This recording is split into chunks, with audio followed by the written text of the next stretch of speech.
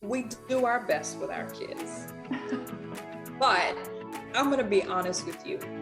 I remember being at that age and thinking that I knew everything.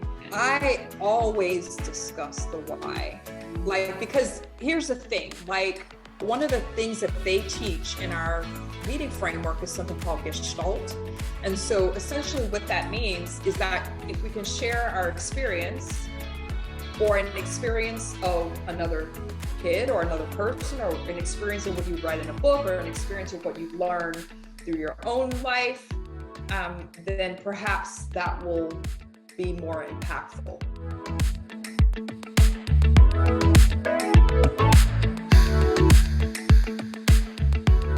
Well, welcome to the 9th episode of the Story Project podcast, everybody. Today, I am so excited to finally have my friend, Dr. Anissa Holmes, with me. Welcome, Anissa.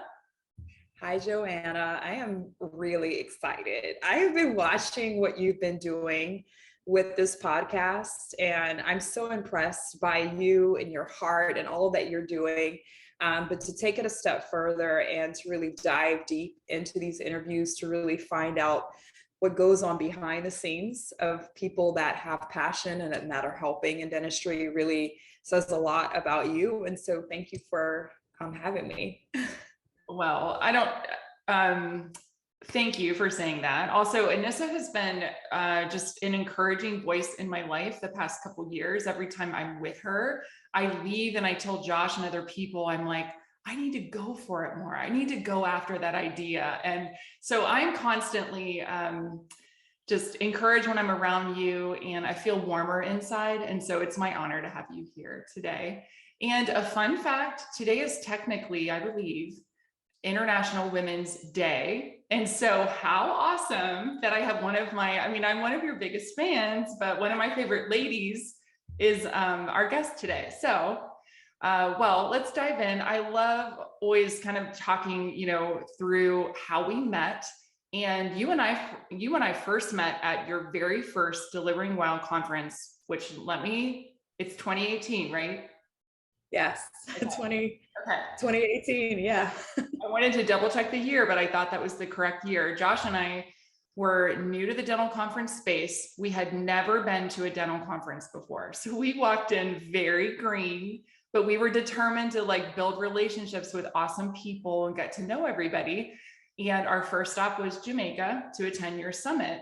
It was such a fun event, and we met so many amazing doctors and dental professionals. We also ate some of the best jerk chicken on the beach. The food was amazing. So that summit was, I'm sure that was super special to you that first year. Yeah, it was super special. And I remember hearing about what you guys were doing and hearing about Josh, and just had a conversation with him. And he blew me away with his marketing knowledge. And I was like, we're having a marketing panel tomorrow. Would you like to be on our panel? And he was like, I'm in. Any way that I can serve, I'm happy to be here. And so, not only was it your first event, but it was perhaps his first time on a dental stage. So, and then of course he spoke at our last event, and he's speaking again. So yeah, it's really, really cool to kind of go back to where we started. So awesome. I remember that. He was so excited to jump up there. He was like, yes. So I think I maybe have mentioned this to you before, but that summit in 2018 was also the moment when I decided that dentistry was human enough for me. Seriously, it was after hearing multiple amazing speakers, yourself included, share their stories, share their why. And I decided that, the profession was full of people who really had a passion to serve and take care of others. And when Josh first, started Studio 88, I wasn't exactly sure. I was like, is dentistry full of people with big hearts? That was always really important to me. And so that was really evident at your summit. And I just, a side note, wanted to say thank you for just creating experiences like that really showcase the heartbeat behind dentistry. No, I really appreciate it. And people ask like, why did you have that event? Why do you have these events, right? I have another event, which I know you guys are going to be at in June. And I'm like, you know what? When we started that event, I didn't have coaching programs. Like I didn't have anything, right? It was just like, I had my podcast and I had a Facebook group, and I'm like, we just need to come together, right? We need to be able to come together as a community, to be able to learn, to be able to connect, and to be able to collaborate. Yeah. And I'm really proud when I look at all the connections and collaborations that were made. And so years have passed now I'm having smaller doctor team lead workshops, and we're having lots of intensive business events, right? But why do we go back to the summit? It really is about that community and connection and having fun on the dance floor and having meals together. Like it's really, really special. Yeah, it really does feel like a big family. Now that we've gone consecutive years, when you go back, there are so many people that I know now, so many awesome doctors. I mean, it's so collaborative. The culture is so authentic, and everybody can just breathe and be themselves. That's probably the best. Yeah. Okay. Well, I always like to do some fun, light questions just to kind of warm us up. Not that, I mean, listen, I'm interviewing the podcast queen of the universe. So she is like a boss when it comes to podcasting. Also, one of the ways I got to know dentistry was binge as many podcasts of Anissa Holmes as you can.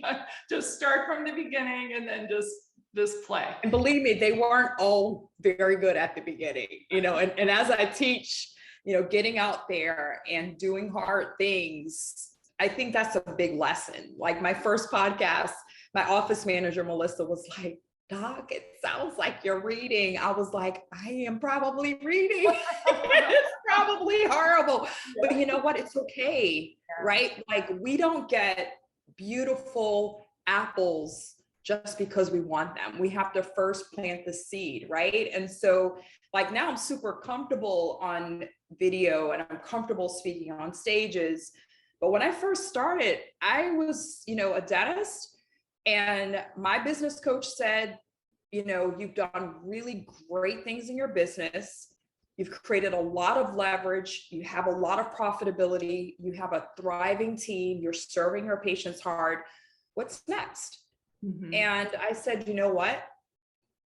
There's probably something that I have to say. And I know that there is, that's going to help at least one person. And if I help one person, just one, it'll be worth it.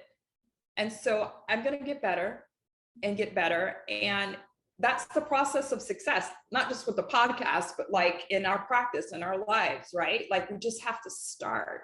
I think that's really the key. So yeah. Well, it's come a long way. I loved it in the beginning and I love it now. Okay. Favorite vacation spot, Anissa? And then also, do you enjoy vacationing, solo, alone, or do you prefer like going with people, groups of people? Yeah. So one of the things that I value most are creating great experiences, right? Because you can buy things and those things can come and go, but the memories are things that you can't take away. And so I love travel. I love travel. And interestingly, when my kids were little, I didn't have the opportunity with my parents to be able to travel. And I said, this was one of my whys of like, why did I want to create a great business that had leverage of time and it allowed me to figure out how to become profitable, is because I wanted to actually travel. That was actually part of my why. I want to be able to take my kids to every continent. And so some of the best vacations have been some of the heart-centered vacations, like going to Kenya with my kids. That's been amazing. Going to South America with them, going to Central America, like that's been really awesome. And I love vacations with my family because we create those memories together. But interestingly, recently, I've been taking time for myself and taking some personal vacations that are outside of work. alone. And those have been just so beneficial to getting to know who I am and allowing me to reset. I love tropical. It is what it is. You know, I'm an island girl at heart. And so I think my next trips, I definitely want to go. I want to go to Thailand. I want to go to Indonesia, Bali. Like that's next on my list. I haven't been to Asia. I've been to pretty much every other continent. But yeah, experiences are really great, whether it's alone or with friends or with family. Yeah. That's awesome. Ooh. Yeah, I'd like to go to Asia too and eat all the food. I love Asian food. Okay, what is your favorite fashion accessory? We all know that you have great clothes and you love fashion and shoes and all the things, but what's kind of like your favorite thing to go shopping for? I like my Golden Goose sneakers. So I love funky sneakers. I know you guys are into funky sneakers. And I think it's my kids that got me into that. So like even this year, like I was surprised at my kids with funky sneakers. But yeah, I just think that those are really cool. And it's really interesting because I never used to spend money on myself. And again, this is International Women's Day. And I think as women, oftentimes we feel this guilt, right? Like I've got to put my kids first and I have to, and like, I felt really guilty until another beautiful woman, Yara Golden, she shared with me and she's like, you know, I bought this pair of boots one time and, you know, and I bought them and I did it for myself and they were really expensive, but when I put them on, they just made me feel so good. And they lasted for years and years and years. And so like, she really shifted my mindset to, you know what, like make enough to take care of your family, but to take care of yourself. And so interestingly, over the last year, every month I take a day and I go to the mall and I buy something for myself. And I'm not a shopaholic, but it's something that's a piece, like maybe it's a handbag or maybe it's something like, I mean, I bought this necklace for myself. And I think it's good for women because we have this guilt to actually love on ourselves, you know, as much as we love on all of the people that we serve and our kids, then we can be a reflection for them, you know, a modeling for them of happiness and self-care and all of those things. Yeah, absolutely. Yeah. That's awesome. Yeah. Okay, last one. What are your top 5 strengths from the Clifton Strengths Assessment? And just a side note, Clifton Strengths is a 34, really you can identify, it identifies 34 of your strengths, but we're just gonna talk about Anissa's top 5. And her and I were recently at the Do Retreat with Ann Duffy, and it's very focused on, you know, discovering and leaning into your strengths. So Anissa, drum roll.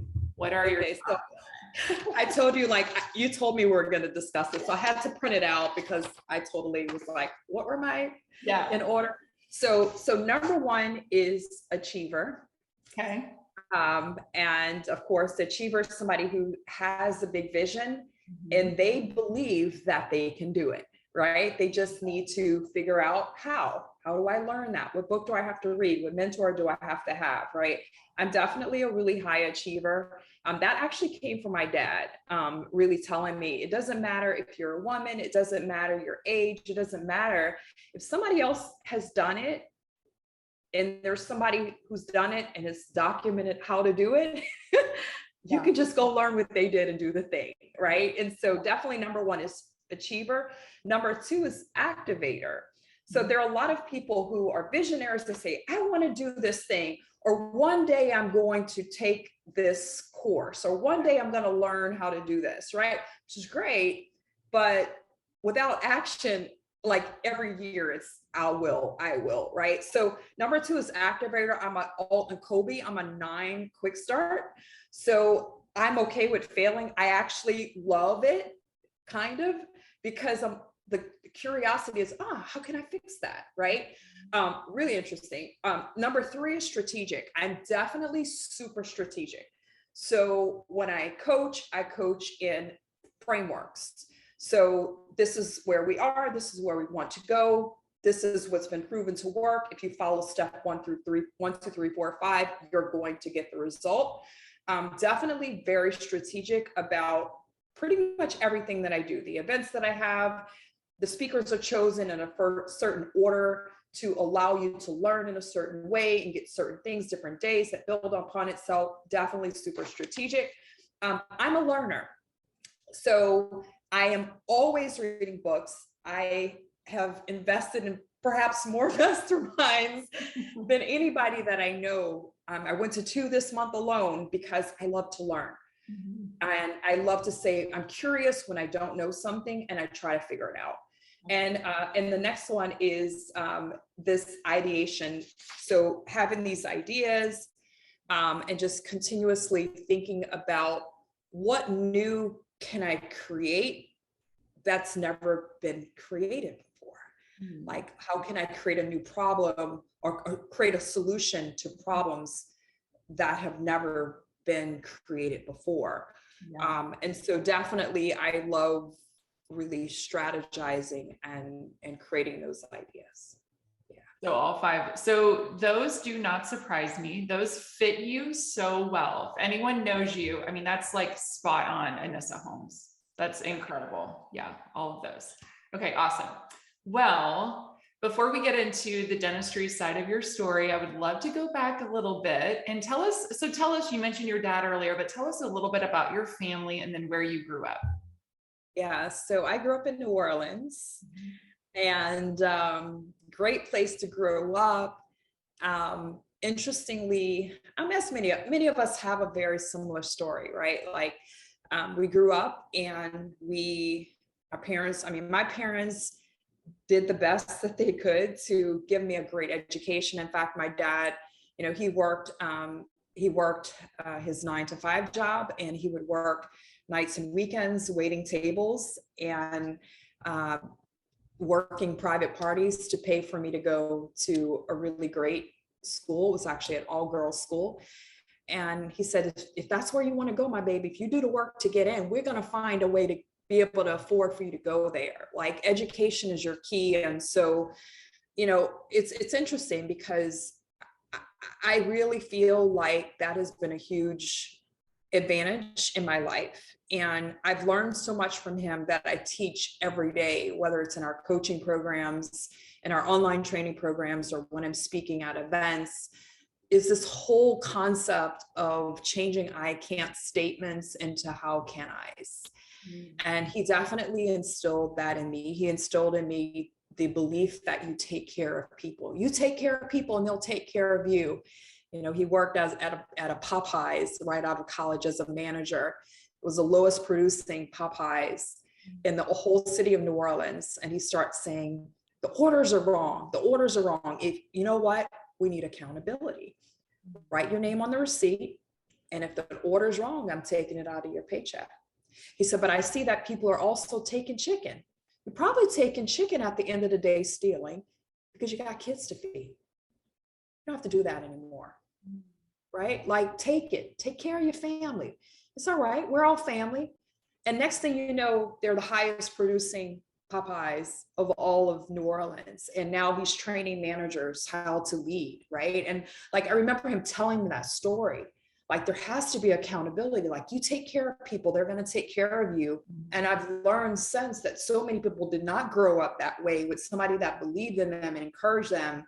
And so at first, when I started coaching, I'm like, just do the thing. Like, just let me show you how to do it and just do it. If you want to do it, you can do it. If you want to be able to grow and reverse engineer, you can grow by 40% in a year. That's what I'm doing in my practice. I'll just show you what I do. Just do it. Like, you can do it. I believe in you. And they were like getting stuck. Yeah. And I'm like, it's so easy. Just do the thing. But I realized that they had never had anybody to believe in them. And so for me, a lot of times that is what I'm doing when I'm speaking, when I'm coaching, is giving people that belief. And I'm like, if I did it, believe me, I made every mistake, but I had a coach, I had a mentor, and we're no different. Just follow and do exactly what I did. And you'll get a similar result, right? So yeah, that's my dad. I love talking about him, Well, because he really I helped met me so much. That's Yeah. amazing. Oh my gosh. And I'm close with my dad as well. So I love it. I knew that your dad was special. I met him and I met your sister in 2020. They came to the New Orleans, the summit was in New Orleans. And I was able to see them in action too. One of my favorite memories of the event was all three of you dancing on the dance floor. And I actually have a video I could pull it up on my phone, go back to 2020 of you and your dad dancing together. And it was just like, it was epic. One, you Yeah. guys are the best dancers in the world ever. You know, greatest dance moves. But it was just really special. And I could see the bond and the chemistry between you and your family. Yeah, absolutely. Yeah, that's awesome. So you are it's if you follow Dr. Anissa Holmes on social, then you're no stranger to her two beautiful teenage kiddos. So tell us about your children and what they're up to this year. Wow. So this has been a really interesting time. So as many of you guys know, I lived in Jamaica for many years, and my kids grew up there, and they're in boarding school and they're doing great. And my daughter is at Deerfield Academy, which is one of the top high schools, probably top 3 in the country. And, you know, she's being taught by TEDx speakers, and like, she's doing great. She's choreographing dances and she's thriving. This summer, she'll be at Columbia doing a summer program. And she'll be dancing in New York. My son plays squash. So he was actually recruited. And as a sophomore, he played #1 in squash. Really proud of him. And I'm really proud of them. And I understand that part of it is letting go of that vine and really supporting your kids for their dreams, and sometimes making personal sacrifices so that they could have perhaps a better opportunities in life with their connections and what they learn. But I'll tell you, I miss them a lot, a lot. And so every opportunity that I have, I'm flying up there. My son's in Connecticut, my daughter's in Massachusetts. And every little break, you know, we're together. So I was with them 2 weeks ago. They were here 2 weeks before that. They're now on spring break. They're actually skiing with their dad right now. And then they will be flying down to Florida and we'll hang out. So we make it work, but it's never easy. And I can tell you, one of the biggest things that I share now with a lot of doctors and with a lot of friends, and hopefully this will speak to you, like, I worked so hard to build my practice. I worked so hard to build our coaching programs. I believe like Laura with Front Office Rocks, and myself, we were the first in the industry to build online courses, right? And so it's a lot of work, a lot of work.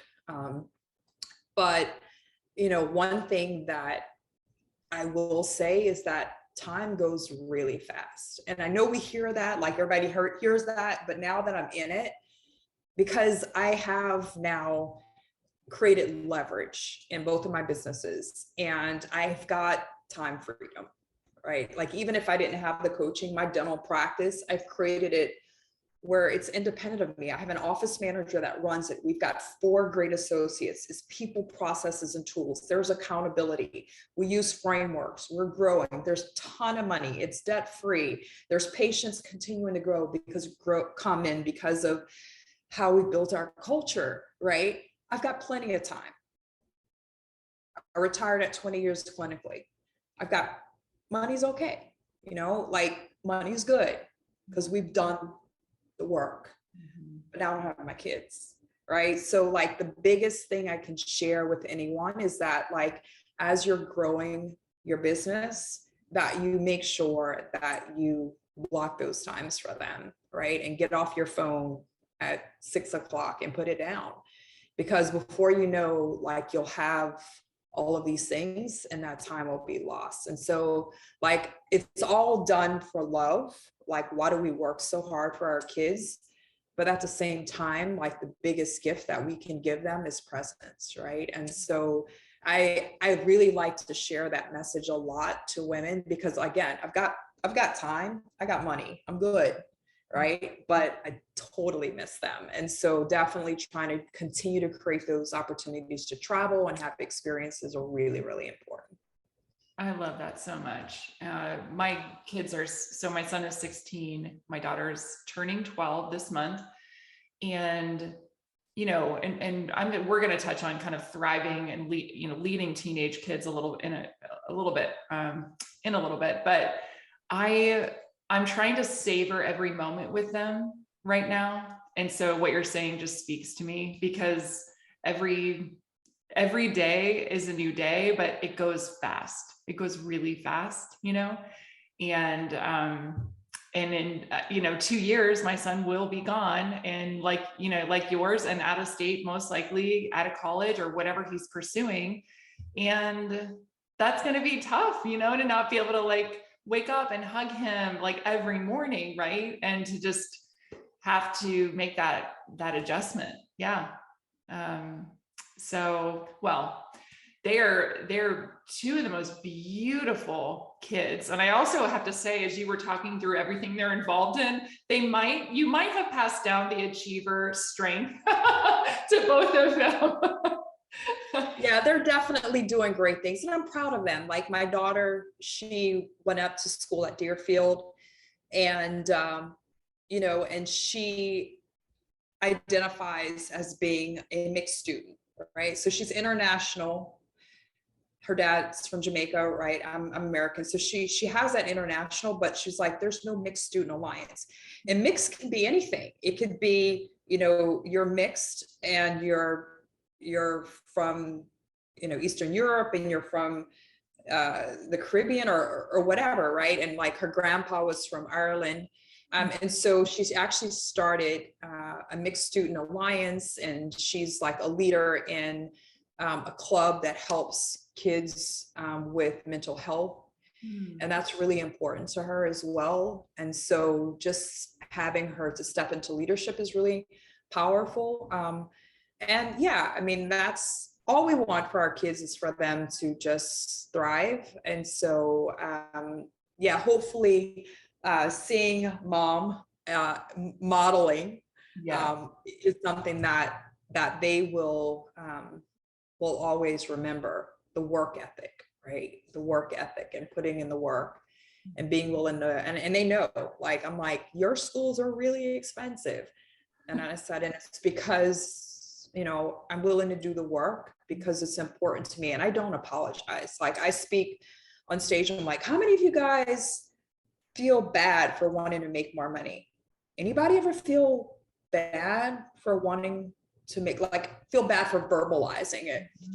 Or when I speak in workshops or talk to my coaching clients or talk to the teams, and like I'm like, or is it just me? And they're like, no. And I'm like, guys, like I'm at the point now, and I want you to get there now, where you don't apologize anymore.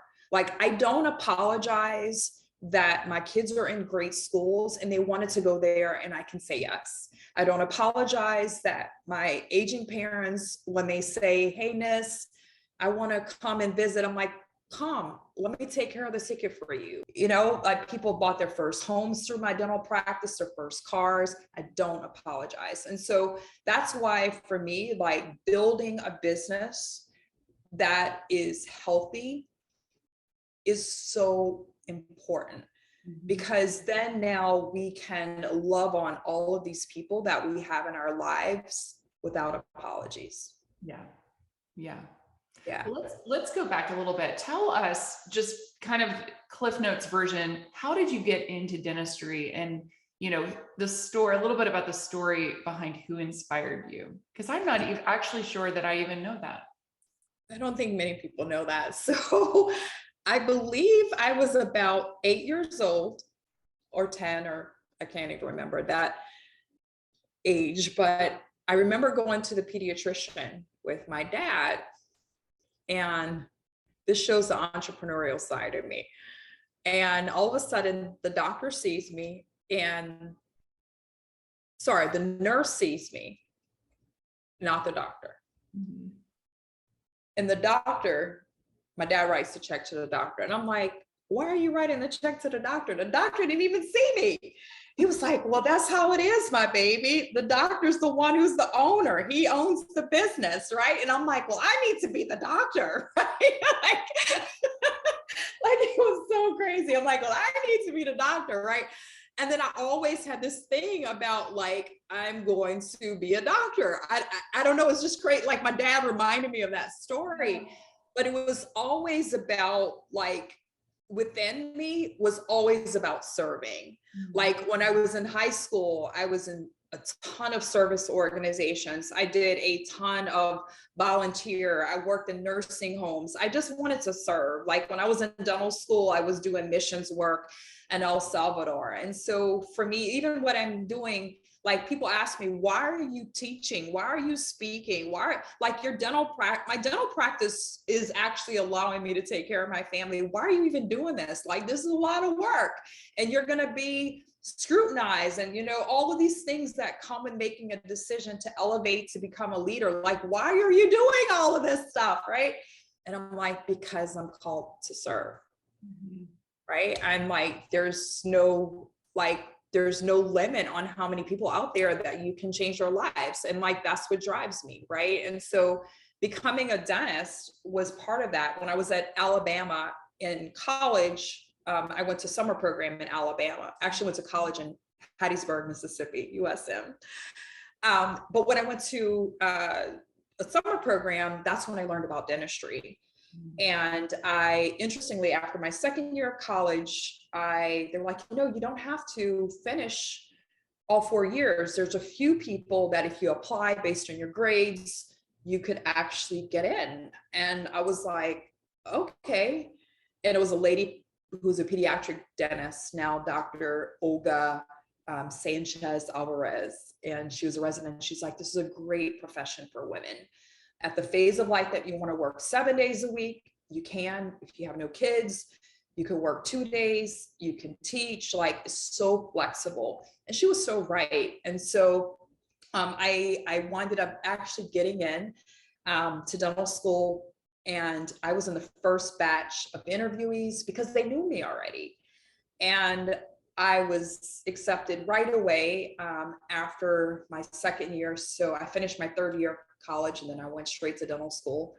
But I practiced in Alabama, in Birmingham, for about 7 years. I started a practice there, sold that to a friend, and then met my ex-husband, who is an oral surgeon. He was doing residency, and then we winded up moving to Jamaica. And I'm like, I will move there, but we're going to I'm going to be exactly how it is now. And now I'm really proud.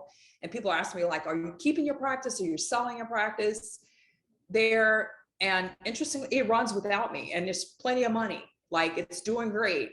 But I think the reason why I keep it and I've decided not to sell the practice is because of the impact. We are the only Perio Protect provider. We're the only practice that will be doing sleep apnea through Vivos or doing sleep apnea. We are one of, I think, 2 Invisalign providers in the entire country. And it's because of my US dental degree and what I've done, honestly, with all of that I've done in the industry. And so if I made a decision to sell it, like it would really affect not just my patients, but the entire country. And so it's important to me. Well, it's such a great practice and just an amazing, thriving team. Whenever, you know, we get to see them at Summit every year and when it's in Jamaica and they're just awesome. So what made you want to, decide to basically retire from practicing dentistry? You still own your practice and then create Delivering Wow, which is now the Dental Boss Academy and Platinum Coaching. What kind of led to that transition for you? So it actually started about, maybe it's like 8 years ago now. And when my coach, Marcia, asked me, okay, what's next for you? Like, you dug yourself out of a hole. Like, I moved there and I'm American. Like, I can't get a loan. So I put it on credit cards. That's like How can I build a practice? You tell me I can't? Oh, yes, I am, right? So I put it on credit cards, but I had a deadline with myself. When am I going to pay off these credit cards? When am I going to build a business? How am I going to get 10 paid? And that's when the whole Facebook thing started. 10 patients through Facebook, 20 through Facebook, 30 through Facebook. How can I build a great team? Like all the things. And she's like, well, we did it. Like in 2 years, I was debt free. I built a new practice out of profits. We had 50,000 people following us on social media. I had a great team. It was awesome. And I said, well, I'm starting the podcast, and people started asking me like, can you teach me how you did what you did? Like you're not a consultant that has read a book about it or worked in a practice who's done it. I mean, it is what it is. You're a real dentist that figured it out. If you can teach me, that will save me time. And so I winded up like, I'm like, but I'm not a consultant. I'm not a coach. I'm not a, I don't teach Facebook. I don't teach business, but I wrote my book on it. And so I knew how to do it. And so eventually what happened was I said yes, and I started building out training and training platforms and learning how to build online programs, which I had no knowledge of how to do 8 years ago. But what winded up happening is the biggest gift, because, me being, our life happens and everything happens how it's supposed to happen. Like it was meant for me to be in Jamaica for that season of my life. And I look at like what I've done with our Dental Boss Academy, and Dental Boss Academy is in our coaching program, to me, are phenomenal. And I'll look at the academy. So there's coaching, but in the academy, which is really low cost program, we're training doctors how to run their business. We're training the office managers how to lead the business. We're helping with leadership. We're teaching scheduling. We're teaching insurance. We're helping with marketing. We're giving like, here's a marketing campaign. You need help, get on a call, we'll help you. You're a startup, get on a call, we'll help you. I'll teach you a new system every month. Like, and the reason why we are been able to create what we have, we're now giving CEs, it's all included. There's a messaging system like Facebook, like all of this stuff is because I started 7 years ago. And because I was in Jamaica and I couldn't get on stage and speak like all of these other speakers, I had to find another way to teach. Mm-hmm. And so I started teaching online 7, 8 years ago. And so when COVID hit, I had made all mistakes already. Not all of them. I'm going to keep making them, right? Yeah. But I had made mistakes and I had improved and I fixed it. And so like when people started saying, I'm going to teach online, I have been doing that, been there, done that. And at this point, we've got a highly developed program and platform that we've custom built for learning. And we've created processes and we've tested, right? So it's been interesting, but that's kind of my journey of like what I got into that. And why did I retire? Because I gave myself a challenge. So at year 18 of my practice, I started learning a lot about EOS, Entrepreneurial Operating System. I know you know a bit about that as well. And I started becoming fascinated with EOS and scorecards and all of these systems to scale. I invested not only in learning EOS, I became a professional implementer of EOS. I was fascinated with learning how to scale businesses from 1 to 5, 5 to 10, 10 to 100 million. So I started working one-on-one with a scale consultant to learn systems to scale businesses. I became fascinated with the digital marketing and how do we, so joining masterminds and things like that. And we freaking did it. Like we built leverage and we winded up having double revenue in my practice in year 18. We did it again in year 19. And this is something that typically does not happen in a seasoned practice. Like it happens with startups. And I said, you know what? I'm going to set a goal. Next year's 20 years of clinical. if I can do it again, and at that point, like at first I was working 5 days a week, and then I started working 4. I'm like, if I can make the same in 4 as I make in 5, then I'll drop a day. And that was my plan with my coach. And eventually it was at 1 day, and we did it. I walked in after Christmas. I worked 1 day that month. I'm like, how's Christmas? I thought they were going to say it was awesome or it sucked. And they were like, Doc, we doubled our doctor production per visit in week 13. And our profit for this quarter was Y. And I'm like, we did it. They're like, we did what? I'm like, we did it. You don't need me anymore. We built a business that runs on people, processes, and tools. And we did it. We did it again. And I said, I am going to retire. And they're like, when? And I said, next week. So I literally retired the next week. At that point, I had other associates. My patients were used to me teaching. I love to teach.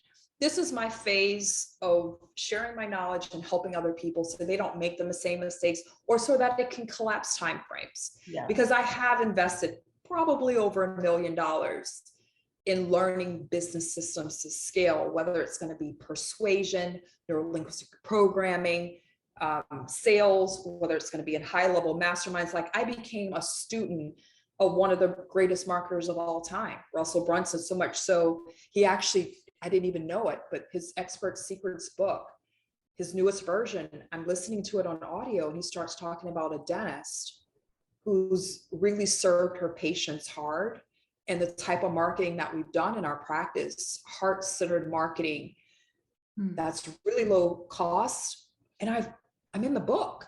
Like, so I love teaching because I've got this knowledge, and now I can give people the cliff notes. Yeah. And they can get results. So that's what I love doing. Well, one thing you've shared that is like a driving purpose behind why you coach doctors is to help doctors build a profitable practice, as you mentioned, that allows them to spend more time, with their family and also earn more, right? So I love both. I mean, obviously, both of those things are aspirational and sound amazing. But this whole conversation around thriving in life is so relevant for all of us. And it's being talked about everywhere because I think we're all fighting for balance. I want to earn more, right? But I also want to spend time with my family and be present when I'm home. And we all just, at the end of the day, want to be successful. So I want to touch on thriving in your practice, thriving at home, and thriving yourself. And let's just begin reverse order of priorities. You already kind of touched on how you help dentists create a more profitable practice that leads to financial freedom.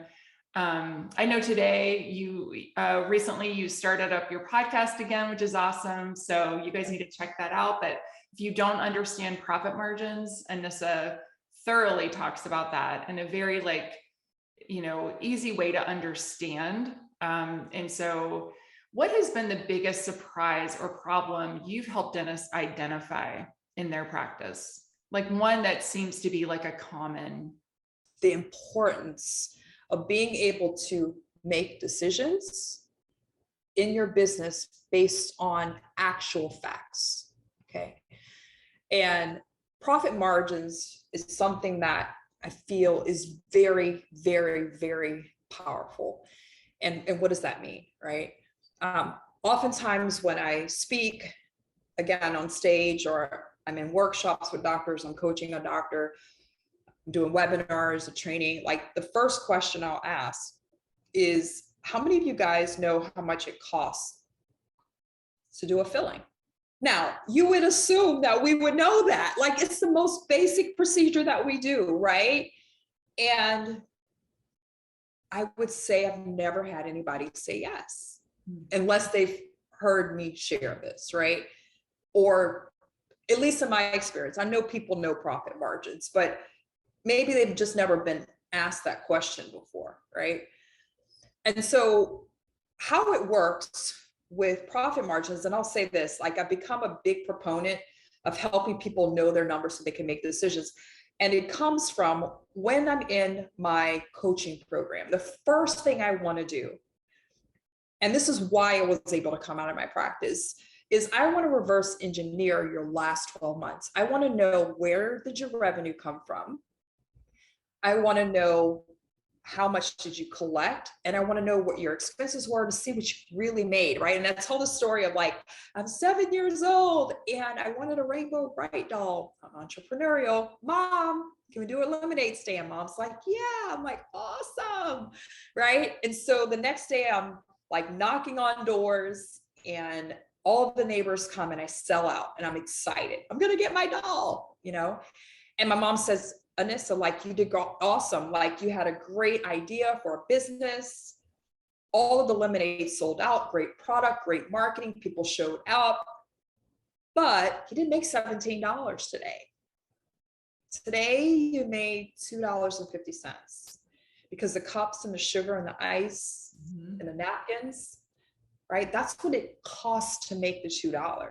Great. And so I have become a big advocate of doctors and teams knowing this, okay? Because when you have information, then now you can do things differently. And so that's the premise, or the beginning part of it. But as I'm now reviewing with doctors one-on-one, there have been practices that are doing $2 million in revenue. And you think, well, this is awesome, right? Mm-hmm. And I look at their collections percentage, which is the percentage of how much you collect to produce, and it's like 45% or like 60%, or like they're collecting 1.3 million. And I'm like, oh my God, like, your marketing is obviously really good. You're doing 2 million. Your case acceptance is perhaps very good, but you're working really hard and you probably don't have much to show for it, because I see your expenses. Right. And so it's everybody, it's a big lie. Your patients think you're rich. They're telling their friends, Dr. Holmes is so rich, right? Like, your team thinks that they're in a safe environment. It's not true. Mm-hmm. Maybe it is, maybe it isn't, but most cases it isn't when you're at 1.2. So then I said, okay, well, let's do this. Let's calculate all of your expenses, utilities, all of those things that happen, whether we see a patient or not, add them together. Got that? Divided by the number of hours you work. Got that? Great. Now let's look at how much you're paying your team. Not you, by the way, because we don't get paid unless anybody gets paid. Take out your hygienist, because we're doing it on a filling now. And again, I'm a geek. I'm a strategist. I love frameworks. I'm like, here's a template. Put in all the materials you use. It's going to spit out, because I've done the work for you, how much it costs per cotton roll, per piece of floss. Yeah, I'm not geeky, because it's important. And next thing you know, we do this exercise over and over and over again. And I love doing it with the doctor and the office manager and the team. And I'm like, how much are you making on the filling? And you add those up. Okay. Right. And maybe it takes you 30 minutes to do a filling. So you divide that in half. $110, $120. And it depends, right? And I'm like, well, like, how much does it cost to do a filling? How much are you getting? $120. I'm like, all right, so you made $10. You realize you would make more working at Walmart as a greeter for that. Like, welcome to Walmart. And by the way, how many of you are writing off, like, if it's less than $10, you don't send out a statement? Anybody doing that? Yeah, right. Or just me? Anybody giving a discount to anybody that they see outside of their practice? Yeah. I'm like, okay, right? Yeah. Guys, like, you need to know, right? And I also see people that, on the flip side, who have a 2 point, like, one of my practices I coach, it's a PO office, 2.5 million, and high profit margins, and they're on PPOs. In that first example, they were on one PPO. One, I'm like, let's talk about these PPOs. Oh, I'm only on one, Anissa. I'm like, yeah, DD, I didn't say the name, the double D. They're on the double D, right? Like, yeah, right. And I had another practice, PDL office, they have an orthodontist, so they have a high benefit for ortho. So even though they're on PPOs, it makes sense, because they're getting $5,500 from the PPO for ortho. And they have an orthodontist that comes in. And so, like, for that doctor, I'm like, stay on that PPO, right? But at least you're in a position that you can make a decision, right? So I'm really big into that. because I mean, that's the first step of it. And then the second step of it is like, what happened like you said, you want to do sleep. You only did 3 cases last year. Like, what's the real issue? Did you really do the marketing? Are you talking about it to patients, but they're not saying yes? Okay, it's an if-then statement. If that's the case, then what do? We need to have verbal skills training. Yeah. Right? So we're able to diagnose the problem, just like when a patient comes in, and here's how we solve it. And so I love that we can, and we do help practices understand, teams understand by numbers and by real information. So it's not based on feeling, right? Like the numbers don't lie. And now creating a strategic roadmap of what are we going to do in Q1, Q2, Q3, Q4. Let's focus on verbal. Let's focus on accountability, not letting people slip through the cracks, doing role playing within our teams, and really having a scoreboard where we can set the goals and see if we're hitting or not. And that way we're not waiting until the end of the month and it's too late and we can't make a change, right? So that's what I love doing. I could talk about that forever, but yeah, that's what we do. That's awesome. Yeah. Well, I love how, so really simply one of the biggest things that you will help docs do is to understand and create systems so they can, learn how to increase their profit margins, right? And so at the summit, will that be something that will be, you guys will be tackling like in breakouts or even in stage? Okay.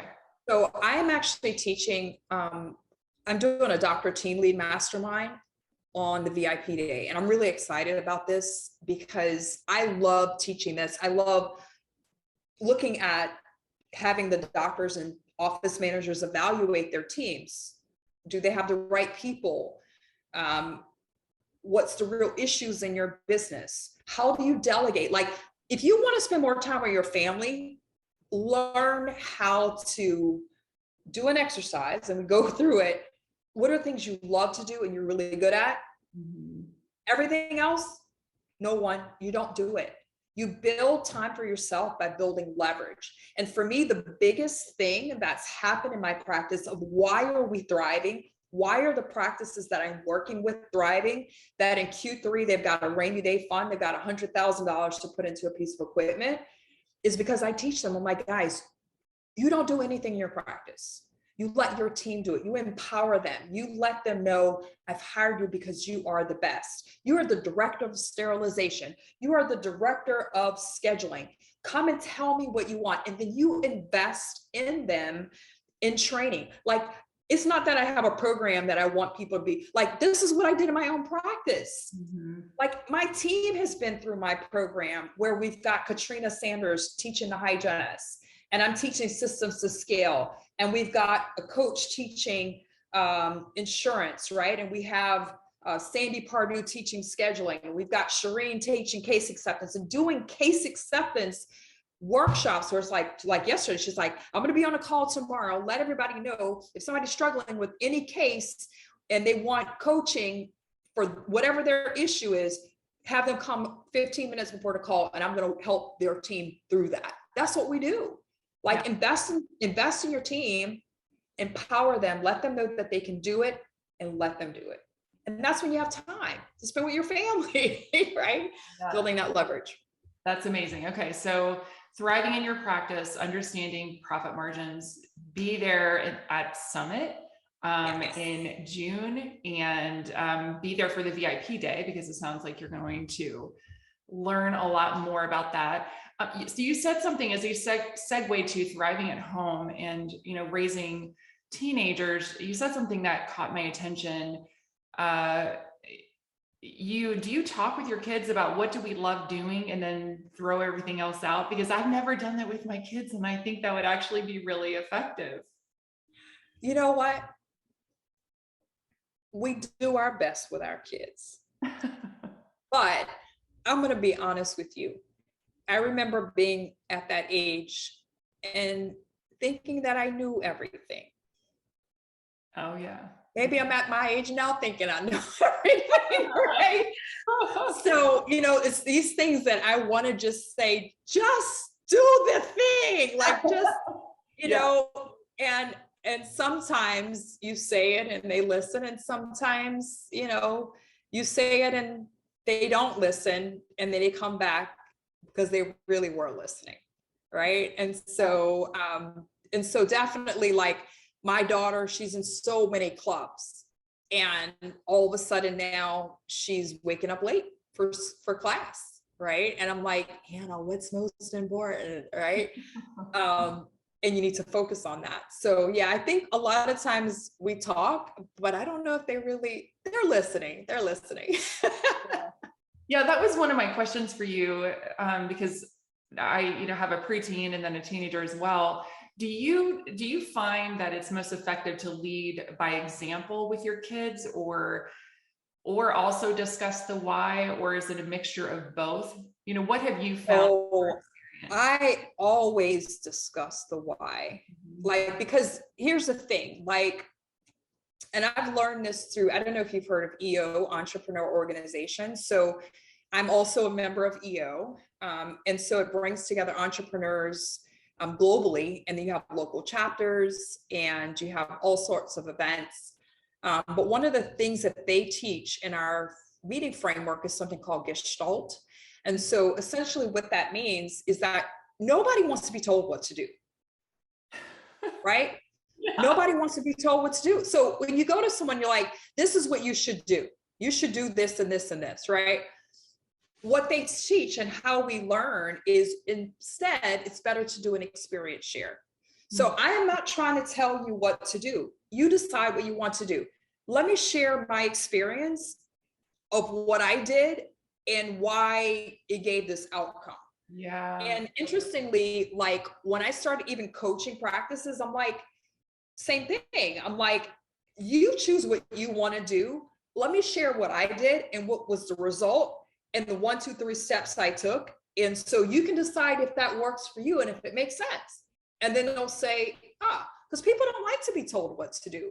Yeah. Our kids don't want to be told what to do. So if we can share, in my experience, what I've learned is if we can share our experience or an experience of another kid or another person, or an experience of what you read in a book, or an experience of what you've learned through your own life, then perhaps that will be more impactful and they'll actually listen. Yeah, I love that. A small example, like if I want my kids to drink half their body weight in ounces in water, right? That's, kind of the standard of, healthy habits with water. And so I went and bought the most massive 50-ounce like water bottle from Amazon. It doesn't fit in my car. It's basically ridiculous. But because I wanted to drive home, like the leading by example, I like walk around with that thing. And, I have my own water intake goals. And so my daughter's been dealing with some health issues and she's been dehydrated, but, by the end of the day.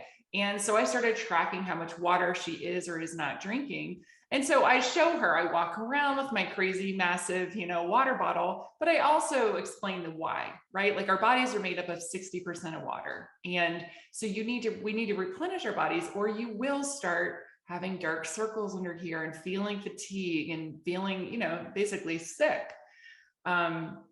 So I would agree with you 1,000%. I think the why is awesome. However, I will say, I like what you're saying, kind of your strategy with them and sharing an experience that you've lived through or that you've learned, and then kind of going, hey, it's up to you. Because I find at their age, it can be really challenging because just what you said earlier, sometimes I'm like, just do the thing. Like, please, I know what I'm talking about. Do the thing. They do not want me to say that to them ever. So, okay. I love that. Well, let's see. So thriving yourself, you touched on earlier. This is what I'm most excited about.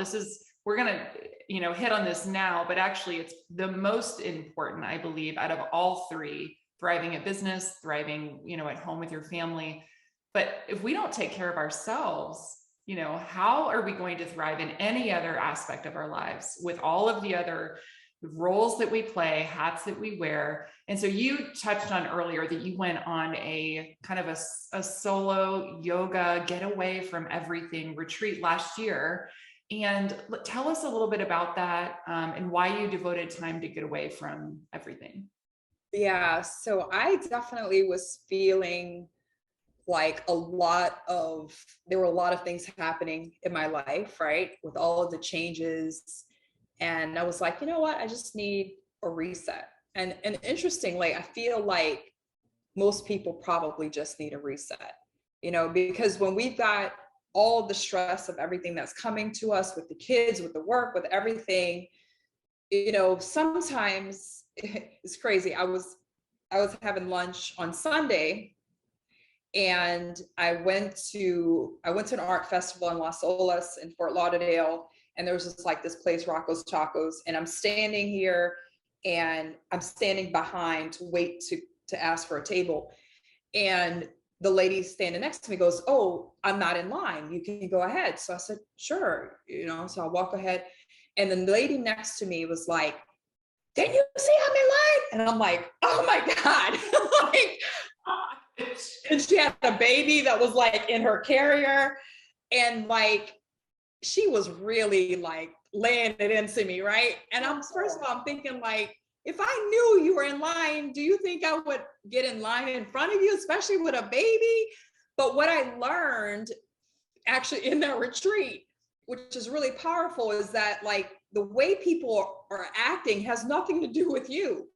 She was probably exhausted and worn out from not getting enough sleep, and so sometimes we get cranky with people, including the people that we love, our spouse, our kids, our coworkers, our employers, our employees, because we just got stuff going on. And sometimes we just need to take a reset, whether it's taking a day and sitting on the beach, or going to a park with a book, or riding a bicycle, or for me, it's yoga, right? I was at a mastermind last week. I changed my flight to come back a day earlier, on Thursday, because I'm feeling a little tired and I need to reset. I changed my flight so I can get back for my Sunday yoga class, because that's what I needed for me. If I want to serve all of these doctors, we've got 100 practices in our highest level coaching program. If I want to serve all of them, I want to serve my kids, I got my dental team, I got to take care of myself, right? And so the biggest thing of going to that retreat was just understanding it's important to take for yourself and not feel guilty about it. But that's how you can help other people. And of course, there were other lessons that I learned, because it was really a lot of self-reflection and really understanding why people make decisions. If people have hurt you, it's probably because of lack of awareness. And it was just really powerful, which has been really awesome, because I've been able to teach these lessons as well to our doctors and our teams, so that they can actually have better connections and communication within the team, and within their conversations and relationships with the patients, which has been really exciting as well. Yeah. That's awesome. A good friend of mine, we were just talking a couple of weeks ago, and she encouraged me to make a promise to myself that I would get away just myself for a couple of days, which I have not done. I don't know, ever. I don't think I ever have. So, and she was like, "Joanna, you need to do this so that you have clarity around your deepest needs." And the reason the whole conversation even came up was at the end of every year, I feel burned out. I feel like I've neglected myself. I feel a little haggard, and so this year I'm committed to getting away alone, even if it's just for a couple days. And watching women like you prioritize times like that is just leading the way for the rest of us. So I appreciate you kind of sharing that part of your journey with us on social and everything, because it's encouraging. And I think so often we tell ourselves we don't have time for it. And the fact is we need to make time for it. Yeah. Yeah. And I'm one that I never loved exercise. I would start and stop, start and stop, start and stop. And then I stumbled upon yoga, and man, I love it. And it's hot yoga. And so it makes me feel like I have a massage every time I come out, right? Awesome. And all of the positivity that's coming out, we need to have that. Like, even if we're encouraging other people, we need that as humans. At least that's my belief. And then also, I just feel so good. So now it's become just part of my routine, and I can't live without it, because it's really feeding my mind, my body, and my soul, right? So it's finding whatever that is for you. And again, not apologizing and saying, this is my time. And that's the modeling. A lot of times we feel guilty as parents, like, oh, I want my kids to know I love them. I want my kids to know I love them. And like, we just some people spend all of their time with their kids, and they don't.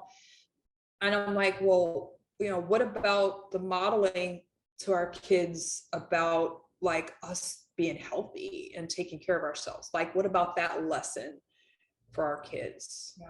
Right. So my kids love now that they see me doing yoga, or like, oh, I'm going to take this retreat. And they're like, okay, good, Mom. That's great.